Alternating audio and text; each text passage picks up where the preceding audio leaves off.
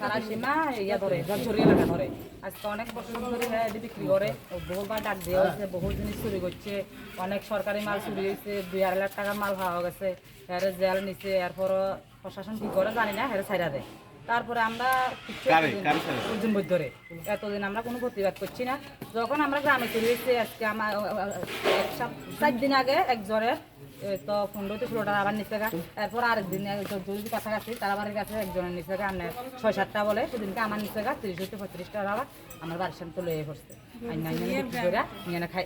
তারা অর্জুন বৈদ্যর বাড়ি খাইছে, নেশা খাইছে কোটটা। অর্জুন বৈদ্য বাড়িতে নেশা খাইছে বলতে কোটটা কি অর্জুন বৈদ্য বিক্রি করে? অর্জুন বৈদ্য বিক্রি করে। আচ্ছা, আজকে অন্তত 3-4 বছর। এখানে কি বাইরের লোকের আনাগোনা? এনি টাইম বাইক গাড়ি টানি সেন্টিগ্রেডের মতো থাকে, কলেজ স্টুডেন্ট মতো আই, অনেক কলেজের মেয়েরা, ছাত্রছাত্রীরাও থাকে। হ্যাঁ অনেক প্রায় দিন আমরা স্যার তো আমি কালকে ওষুধ কইছি স্যার আপনারা সিভিল ড্রেসে আইয়েন, আমরা কথা বিশ্বাস করা লাগতো না, আপনারা আইয়েন 1 ঘন্টা 2 ঘন্টা ডিউটি করেন সাইডে পাইলে আমরা নিজে দেখতে যাবেন, আমরা যদি মিথ্যা কথা কই আমরা নিজে দেখবেন।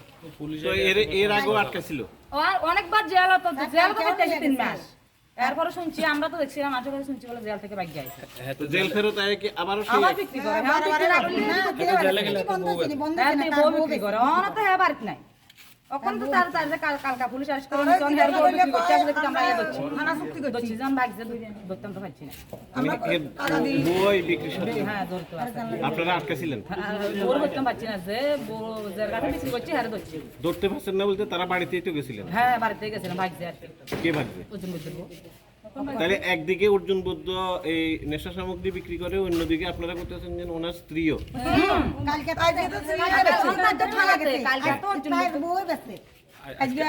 এসব লোক দেখছে মানে অর্জুন বৈদ্য আটক হওয়ার পরে অর্জুন বৈদ্য অর্জুন বুদ্ধের বউ কিনছে, যে কিনছে যারা ধরছে যে কইছে আমি অর্জুন বুদ্ধ